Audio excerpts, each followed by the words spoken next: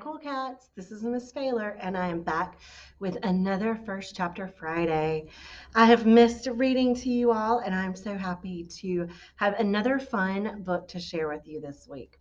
This book that I'm going to read the first chapter of today was actually a recommendation from Miss Austin, who is the library media assistant.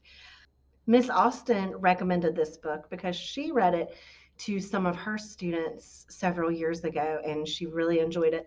And she thought that you all might enjoy it as well.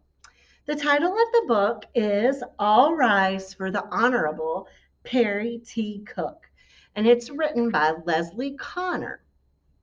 This story is about Perry Cook, and he is growing up inside of a prison. He is not in prison. His mom is actually in prison, and he is living there with her while she is doing her time. So let's check out the first chapter. Chapter 1, Teeny Tiny Surprise, Nebraska. Big Ed is about to tell it again. He greets all the new ones. He sits them down and tells them about the place and gets to know them as quick as he can. Being a welcomer is part of his work at Blue River, which is the biggest thing you'll find in the teeny tiny town of Surprise, Nebraska. Big Ed says, "You from around here?"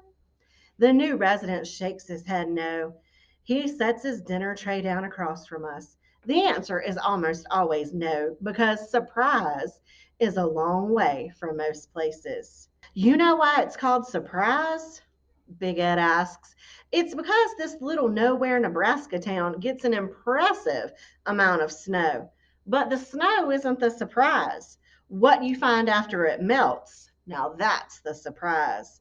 Uh-huh. Things you never knew were lost. Of course, I'm talking mostly about folks on the outside. Here inside, well, most of us have nothing left to lose. Or it can feel that way. Big Ed laughs. He sounds like a harmonica.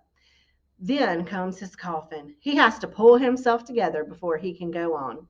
But spring comes, and on the outside, they find all sorts of things: baseballs and dog bones, their favorite pair of garden gloves all flattened down into the mud and grass, maybe even a set of car keys. And don't we all wish we had keys around here? Huh, Perry? Big Ed gives me such a nudge I almost spill my milk.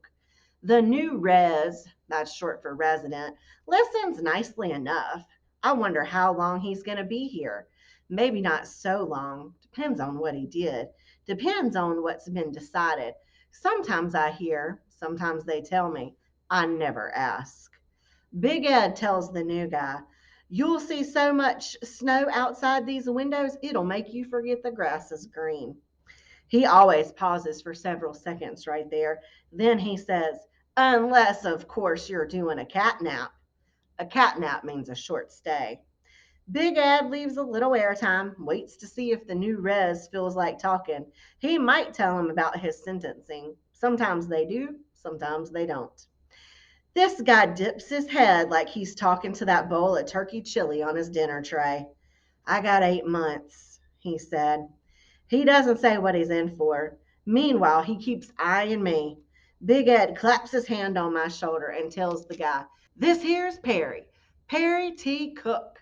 I put out my hand. The guy waits. He looks to the right and the left where the supervisors are standing. He knows he's being watched and he's trying to figure out what's allowed. There are rules about contact. Handshaking's okay, I tell him, as long as it's brief. Big Ed says, "You can listen to Perry. He knows it all." I push my hand closer to the new res. "Last try." Finally, we shake.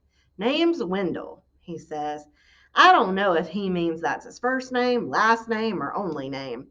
Mom's rule is I can call the adults by whatever they tell me to call them, but she wants me to add Mr. or Mrs. or Miss to the front end.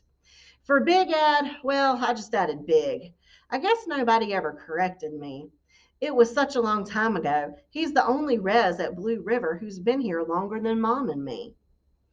"What's a kid doing here outside of visiting hours?" the new guy wants to know. "I call him my morning sun," says Big Ed. It's an old story. Perry makes sure we all wake up on time. The kid will be here in the morning? Mr. Wendell looked confused. New ones always do until it dawns on them that I live at the Blue River Co-ed Correctional Facility here in teeny tiny Surprise, Nebraska. From behind the serving counter in the kitchen, we hear Eggy Mon dishing up the last trays of supper for the evening. He thinks all the food deserves poetry. Tonight, he calls. Get your gobbling good order from south of the border with a hunk of cornbread or white rice instead. Mom comes by with her tray in her hands. Perry, down the hatch with that milk, pal. She sounds impatient and she has left more than half her supper. It's strange because she doesn't waste food, and the turkey chili is not that bad. I take my milk carton in both hands and gulp it back so fast my throat aches. Bad manners, but Mom needs me to move along tonight. Something's up with her, and I don't want to add to her trouble. Neither does Big Ed. He gives me a pat on the back and says, Good man, Perry. Earlier that day, Warden Daughtry called Mom into her office for a conversation. Whatever it was about, it put Mom on a tilt. Now it's one of those weird days when everybody knows something's going on, everybody but me. I want to have one more look at the map of the middle school with you before lockdown, Mom says. She glances at a gray clock on the wall, and so do I. We have to pay attention to the time at Blue River. At 9 p.m., I have to be in my bedroom next to the warden's office off the Upper East Lounge. Mom has to be in her room down the hall at the end on cell block C. All right, that's the first chapter of All Rise for the Honorable Perry T. Cook. So we have learned that Perry lives in the prison with his mom. His mom is a prisoner, but he is living there with her. And he seems to get along well with the other people that live there. But there's got to be more to this story.